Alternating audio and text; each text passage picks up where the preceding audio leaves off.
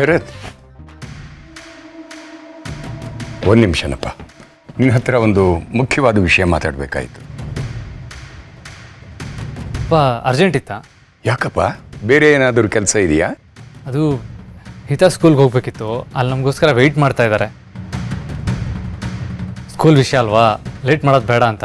ನಿಮ್ಗೆ ಅರ್ಜೆಂಟ್ ಇಲ್ಲ ಅಂದರೆ ನಾವು ವಾಪಸ್ ಹೋಗಿ ಬಂದಮೇಲೆ ನಿಧಾನವಾಗಿ ಮಾತಾಡೋಣ. ಹೌದು, ಸ್ಕೂಲ್ ಕೆಲಸ ಬಹಳ ಮುಖ್ಯ. ಅದನ್ನು ಮುಗಿಸ್ಕೊಂಬ, ಆಮೇಲೆ ಮಾತಾಡೋಣ. ಹಾಂ, ಸರಿ.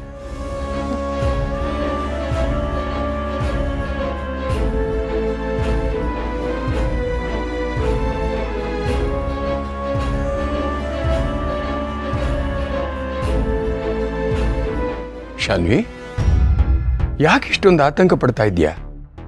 ಧೈರ್ಯವಾಗಿರು. ಶರತ್ತು ಸ್ಕೂಲ್ ಕೆಲಸ ಮುಗಿಸ್ಕೊಂಡು ಬರಲಿ, ಆಮೇಲೆ ನಾನೇ ಮಾತಾಡ್ತೀನಿ. ಅಪ್ಪ, ತುಂಬಾ ಭಯ ಆಗ್ತಿದೆ. ಅಣ್ಣ ಒಪ್ತಾನೋ ಇಲ್ವೋ ಅನ್ನೋ ಟೆನ್ಷನ್ ಶುರು ಆಗ್ಬಿಟ್ಟಿದೆ ಅಪ್ಪ. ಒಂದ್ ವೇಳೆ ಅವನೇನಾದ್ರೂ ಒಪ್ಪದೇ ಇದ್ರೆ? ಅದಕ್ಕೆ ನಾನು ಹೇಳಿದ್ದು, ಸದ್ಯಕ್ಕೆ ಮಾಳವಿಕಾ ಹತ್ರ ಮಾತಾಡೋಣ.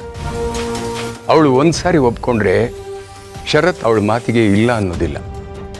ಆಮೇಲೆ ಎಲ್ಲ ಕೆಲಸ ಸಲೀಸಾಗತ್ತೆ. ಓಕೆ?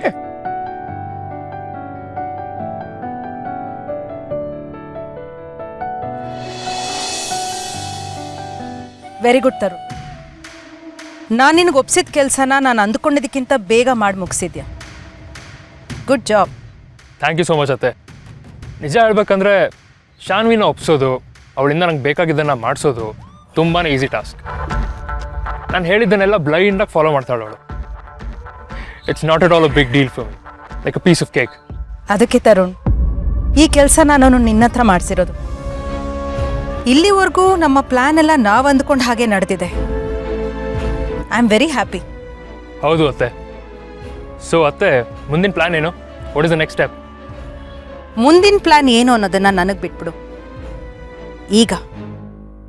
ಈಗ ಶುರುವಾಗೋದು ಅಸಲಿ ಆಟ. ಅತ್ತೆ, ನನಗೊಂದು ಚಿಕ್ಕ ಡೌಟ್ ಇತ್ತು. ನೀವು ಯಾಕಿಷ್ಟು ಸುತ್ತಿ ಬೆಳೆಸಿ ಕಷ್ಟ ತೊಗೊತಿದ್ದೀರಾ? ಡೈರೆಕ್ಟಾಗಿ ಮನೆಗೆ ಹೋಗ್ಬಿಟ್ಟು ನಂದು ಶಾನ್ವಿದು ಮದುವೆ ಆಗಬೇಕು ಅಂತಂದ್ರೆ ಆಯ್ತಲ್ಲ ಕೆಲಸ. ಆಗ ಶರತ್ ಕೂಡ ಈ ವಿಷಯನ ಅಪೋಸ್ ಮಾಡಲ್ಲ. ತರುಣ್, ಹಾವನ್ನ ನಾವು ನೇರವಾಗಿ ಹೊಡೆಯೋದಕ್ಕೆ ಹೋದ್ರೆ ಅದು ನಮ್ಮನ್ನ ಕಚ್ಬೋದು ಅನ್ನೋ ಭಯ ಇರುತ್ತೆ. ಅದಕ್ಕೆ ಕೆಲವು ಕೆಲಸಗಳನ್ನ ಹೀಗೆ ಸುತ್ತಿ ಬಳಸಿ ಮಾಡಬೇಕಾಗತ್ತೆ. ಹೀಗೆ ಮಾಡೋದ್ರಿಂದ ನಾವು ಒಂದಕ್ಕಿಂತ ಹೆಚ್ಚು ಗುರಿಯನ್ನ ಸಾಧಿಸಬಹುದು. ಒಂದಕ್ಕಿಂತ ಹೆಚ್ಚು ಗುರಿನ? ಶಾನ್ವಿ ಮದುವೆ ಬಿಟ್ರೆ ಬೇರೆ ಏನಿದೆ ಅತ್ತೆ? ನೋನು, ಇದನ್ನೆಲ್ಲ ತಿಳ್ಕೊಳ್ಳೋ ಸಮಯ ನಿನ್ಗಿನ್ನೂ ಬಂದಿಲ್ಲ ತರುಣ್. ಸದ್ಯಕ್ಕೆ ನಾನು ಹೇಳ್ದಷ್ಟು ಮಾಡು. ನೆನಪಿರ್ಲಿ, ನಾ ಹೇಳಿದ ಕೆಲಸನ ಜಾಣತನದಿಂದ ಮಾಡಿ ಮುಗಿಸು. ಉಳಿದಿದ್ದು ಈ ಮಾಳ್ವಿಕಂಗೆ ಬಿಟ್ಬಿಡು. ಓಕೆ ಅತ್ತೆ.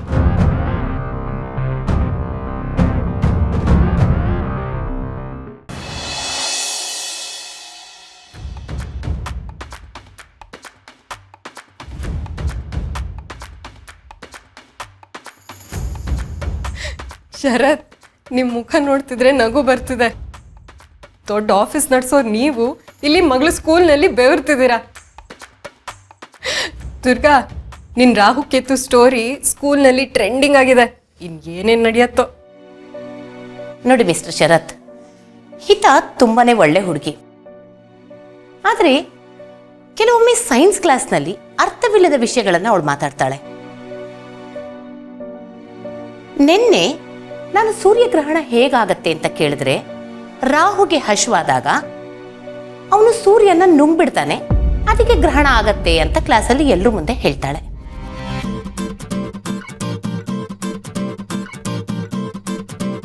I am extremely sorry ma'am. Actually ಅವಳಿಗೆ ಮನೇಲಿ ಯಾರೋ ಈ ಥರ ಕತೆ ಹೇಳಿದ್ದಾರೆ.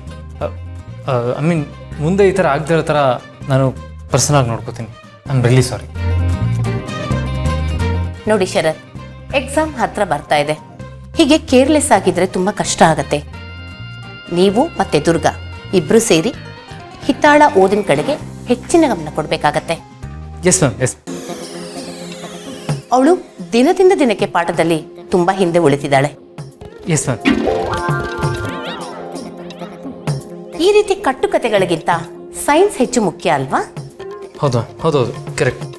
ಮ್ಯಾಮ್ ನಾನು ಇವತ್ತಿಂದ ಅವಳಿಗೆ ಸೈನ್ಸ್ ಕ್ಲಾಸ್ ನಾನೇ ತೊಗೊತೀನಿ ಪರ್ಸ್ನಲಿ. ಹಾಂ ದುರ್ಗಾ ಅವರೇ, ನೀವು ಕೂಡ ಹಿತಾಳ ಬಗ್ಗೆ ಸ್ವಲ್ಪ ಕಾಳಜಿ ವಹಿಸಿ ಅವಳಿಗೆ ಸ್ಕೂಲ್ ಹೋಮ್ವರ್ಕ್ ಮಾಡಿಸೋದ್ರಲ್ಲಿ ಸಹಾಯ ಮಾಡಿ.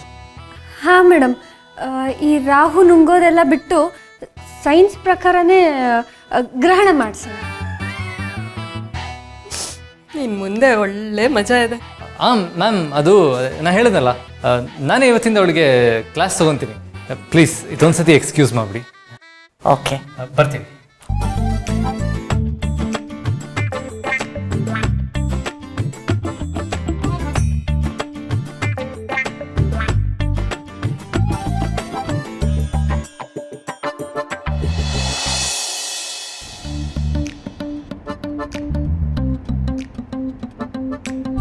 ಏನು ನಿಮಗೆ ನಗು ಬರ್ತಾ ಇದೆಯಾ? ನಾನಿಲ್ಲಿ ಸೀರಿಯಸ್ ಆಗಿ ಮಾತಾಡ್ತಾ ಇದ್ರೆ ನಿಮ್ಗೆ ಜೋಕ್ ಅನ್ನಿಸ್ತಾ ಇದೆಯಾ? ನೋಡ್ ದುರ್ಗಾ, ಇದು ತಮಾಷೆ ವಿಷಯ ಅಲ್ಲ. ನೀನು ಹಿತಾಗಿ ಏನು ಹೇಳ್ಕೊಡ್ತಾ ಇದೆಯಾ? ಹಾಂ, ಗ್ರಹಣ ಅಂದ್ರೆ ಏನು ಅಂತ ಹೇಳ್ಕೊಡೋ ರೀತಿನಾ ಇದು? ಅಯ್ಯೋ, ನನ್ನ ತಪ್ಪೇನಿದೆ ಬಾಸು? ನಮ್ಮ ಸ್ಕೂಲಲ್ಲಿ ಟೀಚರ್ ಇದನ್ನೇ ನಂಗೆ ಹೇಳ್ಕೊಟ್ಟಿದ್ದು. ರಾಹು ಚಂದ್ರ ಮತ್ತೆ ಸೂರ್ಯನ ನುಂಗೋಕ್ ಹೋಗ್ತಾನಂತೆ. ಅವಾಗ ಅವರಿಬ್ರು ರಾಹು ಬಾಯಿ ಒಳಗಡೆ ಸಿಕ್ಕಾಕೊಂಡಾಗ ಗ್ರಹಣ ಆಗುತ್ತಂತೆ. ಇದನ್ನೇ ಹೇಳ್ಕೊಟ್ಟಿದ್ದ. ಓ ಗಾಡ್, ನಿಮ್ಮ ಟೀಚರ್ಗೆ ಸೈನ್ಸ್ ಅಂದ್ರೆ ಏನು ಅಂತಾನೆ ಗೊತ್ತಿಲ್ಲ ಅಂತ ಅನ್ಸುತ್ತೆ. ಅನಾದಿ ಕಾಲದ ಕತೆಗಳನ್ನ ನಿನ್ನ ತಲೆಗೆ ತುಂಬಿದಾರ ಅವರು. ನೋಡು, ಇವಾಗ ಆ ಕತೆನ ಹಿತ ತಲೆಗೆ ತುಂಬಬೇಡ ನೀನು. ಬಾಸು, ತಪ್ಪು ತಪ್ಪು ಹಾಗೆಲ್ಲ ಹೇಳ್ಬಾರ್ದು. ಆ ಟೀಚರು ನಮ್ಮೂರಲ್ಲೇ ದೊಡ್ಡ ವಿದ್ವಾಂಸರು ಗೊತ್ತಾ? ಅವ್ರ ಮಾತನ್ನೇ ನೀವು ತಪ್ಪು ಅಂತಿದ್ದೀರಾ? ಬಾಸು, ಇವಾಗ ನೀವು ಹೇಳಿ, ರಾಹು ಮತ್ತೆ ಯಾರನ್ನು ತಿಂತಾನೆ? ನಿಮ್ಗೇನಾದ್ರೂ ಗೊತ್ತಾ? ನೀನು ತಿಂತಾ ಇದೆಯಲ್ಲ ನನ್ನ ತಲೆನ. ನೋಡು, ಅದು ಬರೀ ನೆರಳು ಮತ್ತೆ ಬೆಳಕಿನ ಆಟ ಅಷ್ಟೇ. ಭೂಮಿ, ಸೂರ್ಯ, ಚಂದ್ರ ಒಂದೇ ಲೈನಲ್ಲಿ ಬಂದಾಗ ನೆರಳು ಬೀಳುತ್ತೆ. ಅದನ್ನ ಗ್ರಹಣ ಅಂತ ಹೇಳ್ತಾರೆ. ಇನ್ನು ಮುಂದೆ ನಾನೇ ಹಿತಾಗಿ ಪಾಠ ಮಾಡ್ತೀನಿ. ಬರೀ ಹಿತಾಗಿ ಮಾತ್ರ ಅಲ್ಲ, ನಿನಗೂ ಅಷ್ಟೇ. ಬಿಟ್ರೆ ಅದೇನೇನು ಹೇಳ್ಕೊಡ್ತೀಯ. ಬಾಸು, ಹಾಗಾದ್ರೆ ನೀವೇ ನಮಗೆ ಪಾಠ ಮಾಡ್ತೀರಾ? ನೀವೇನ ನಮ್ಗೆ ಹೊಸ ಟೀಚರು? ಹೌದು, ಇನ್ಮೇಲೆ ನಾವು ಬರೀ ಸೈನ್ಸ್ ಬೇಸ್ಡ್ ವಿಷಯಗಳನ್ನ ಮಾತ್ರ ಕಲಿಯೋಣ. ಈ ಮಂತ್ರ ತಂತ್ರ, ರಾಹು ಕೇತು ಇದೆಲ್ಲ ಬೇಡ. ಲಾಜಿಕ್ ಇಲ್ದಿರೋ ಯಾವ ವಿಷಯಗಳು ಚರ್ಚೆ ಆಗಬಾರ್ದು. ಅರ್ಥ ಆಯ್ತಾ? ಆಯ್ತು ಬಾಸು, ನಿಮ್ಮಿಷ್ಟ.